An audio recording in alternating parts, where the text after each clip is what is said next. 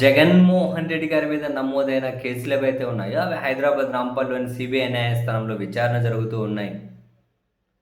And మొన్న Europe పర్యటన ముగించుకొని వచ్చిన తర్వాత కూడా ఒకసారి మీరు వ్యక్తిగతంగా హాజరు కండి అంటే దాదాపు 5-6 సంవత్సరాల తర్వాత జగన్మోహన్ రెడ్డి గారు నాంపల్లిలోని సిబిఐ న్యాయస్థానానికి కూడా వచ్చి వెళ్ళారు. ఆ న్యాయస్థానాల్లో అంటే వాస్తవానికి జగన్ గారి మీద కేసు మొదలైనప్పటి నుంచి ఈ న్యాయస్థానంలో విచారణ జరుగుతున్న ఈ సెకండ్ వరకు కూడా మొత్తం జగన్ వ్యతిరేకులు, జగన్ ద్వేషిస్తులందరూ కలిపి టీవీ స్టూడియోల్లో, పత్రికల్లో యాడ బుద్ధి పుడితే ఆడ వాళ్ళే విచారణ చేసి వాళ్ళే తీర్పులు ఇచ్చేసి అసలు ఎంత దారుణంగా వీళ్ళ మీడియా రిపోర్టింగ్, పత్రికా కథనాలు అంటే మనం చూస్తూనే ఉన్నాం. ఒకనొక సందర్భంలో జగన్మోహన్ రెడ్డి గారు కూడా మధ్యలో కోర్టులను అడిగినట్టున్నారు. వీళ్ళు అంటే త్వరగా విచారణ చేయండి, ఈ కేసుల సంగతి ఏంటో తేల్చేయండి అని. అండ్ రోజువారి విచారణలు కూడా కొన్ని కేసులు జరుగుతూ ఉన్నాయి. అయినా అంత తొందరగా ఏమీ తెగేటి ఉండవు కదా, విచారణలు సాగుతూ ఉన్నాయి. అయితే ఈ క్రమంలో తాజాగా సిబిఐ కోర్టు న్యాయమూర్తి గారు రఘురామ్ గారు తాను బదిలీ అయ్యారట. ఆ ప్లేస్లోకి పట్టాభి రామారావు అనే మరో న్యాయాధికారి వచ్చారట. ప్రస్తుతం సిబిఐ కోర్టు న్యాయాధికారిగా ఉన్నటువంటి న్యాయమూర్తి రఘురామ్ గారు తాను ఈ నెల 22వ తేదీ లోపు రిలీవ్ అవ్వాలట.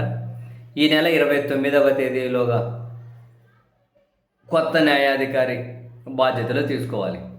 అయిపోయి ఇంకా జగన్ వ్యతిరేక మీడియా ముసుగులో ఉన్న పార్టీలకు సంబంధించి మీడియా కన్సల్టెంట్లు, పిఆర్ కన్సల్టెంట్లు మీడియాని ఒక మాస్క్ తగిలించుకొని ఉంటారు. వీళ్ళు తెగ బాధపడిపోతూ ఉన్నారు. జగన్మోహన్ రెడ్డి గారి కేసులో మళ్ళీ ఫస్ట్కి వచ్చేసా. ఇవి ఇప్పటికి తేలేటట్లేవు. అవి ఫస్ట్కి వస్తే వీళ్ళకే మంచిది, ఎందుకంటే జగన్ మీద జీవితం అంతా ద్వేషాన్ని వెలగక్కుతూనే పోవచ్చు వాటిని అడ్డు పెట్టుకొని.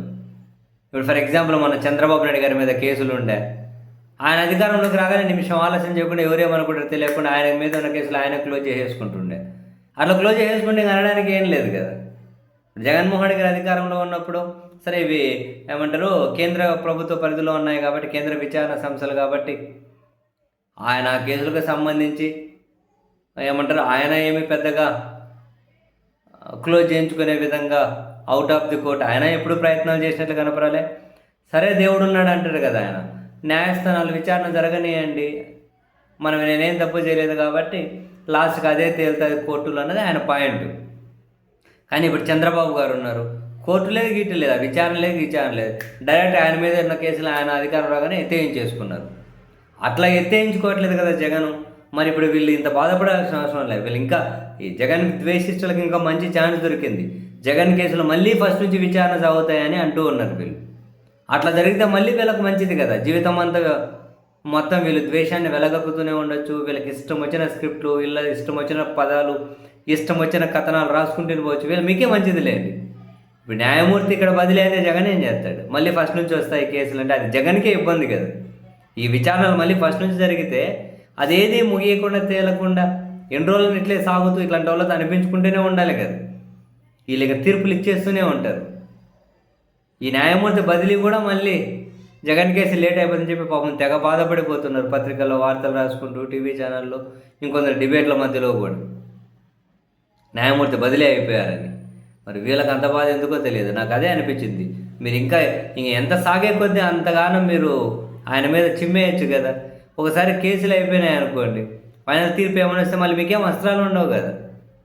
అట్లా జగన్ కేసులు మళ్ళీ ఫస్ట్ నుంచి వస్తాయంటే సమర్పడండి రా, ఎందుకు కానీ ఇబ్బంది పడతారు.